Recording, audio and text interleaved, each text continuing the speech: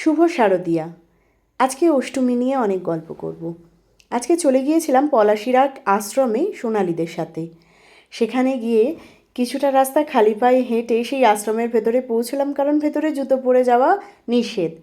জীবনে প্রথম এত রাস্তা হাঁটলাম, যদিও আমি খুব একটা বেশি জানি না, তবে ওদের সাথে গিয়ে ভালোই লাগলো। তারপরে ঠাকুরের প্রসাদ নিয়ে আমরা চলে এসেছিলাম ঘুরতে। ঘোরা বলতে প্রথমেই চলে গিয়েছিলাম মদনপুর। আমরা প্রত্যেকবারই যাই।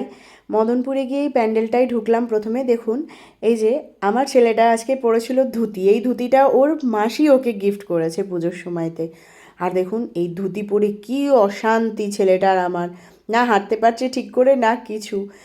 তারপরে আমরা এখানে ঠাকুর দেখে চলে আসলাম আবার, তার কারণ মদনপুরে এবারে খুব একটা ভালো ঠাকুর দেখলাম না, তাই চলে এলাম ডিরেক্টলি ওখান থেকে গয়েশপুর।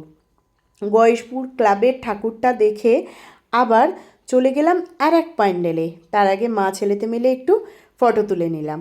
চলে এলাম এই যে বিশ্ববাণী সংঘ ক্লাবে। খুব সুন্দর প্যান্ডেলটি করেছে এবং বেশ ভালো লাগছিল। ওখানে গিয়ে মাকে দর্শন করলাম, মাকেও ভীষণ সুন্দর করেছে। আর বলেইছি আগে যে মা মানেই সুন্দর, সেটা যেই হোক না কেন। তারপরে সেখান থেকে রাত্রের দিকে চলে এলাম গরিফার দিকে ঠাকুর দেখতে। তার কারণ সত্যি কথা বলতে কি, কাঁচরাপাড়া কল্যাণী ভেতরে ঢোকার মতো পরিস্থিতি নেই, তার কারণ চারিদিকে নো এন্ট্রি বোর্ড। এখানে চলে এলাম এই গরিফার নবসংঘশ্রী ক্লাবে।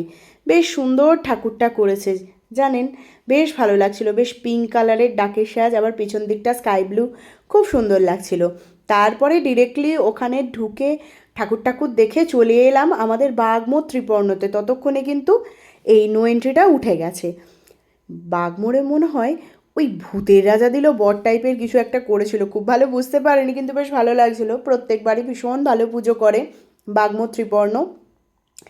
বাগমোড় ত্রিপর্ণ দেখে তারপরে গঙ্গার ঘাটের দিকে আরও একটা দুটো প্যান্ডেল ঘুরে চলে এসেছিলাম। তবে এই প্যান্ডেলটার একটা বিশেষত্ব আপনারা একটুখানি স্লো মোশনেও দেখে নিতে পারেন। এখানে আজকের দিনের নারীর কী অবস্থা সেটা নিয়েই বেশ সুন্দর একটা থিমের ওপর পুজোটা করেছিল, এবং অ্যাজ ইউজুয়াল মাকে ভীষণ সুন্দর লাগছিল।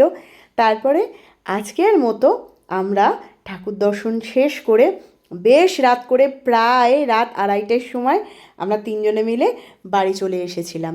আজকের মতো অষ্টমীর গল্প এখানেই শেষ করব, তার কারণ এখনও নবমীর গল্প বাকি আছে। দেখি, অষ্টমী পর্যন্ত তো দারুণ কাটিয়েছি, এবার নবমীটা কেমন যায়। নবমীর গল্প নিয়ে আবার আসবো আর একটা ব্লগে। সকলে ভালো থাকবেন, সুস্থ থাকবেন এবং অবশ্য করেই সাবধানে থাকবেন। টাটা।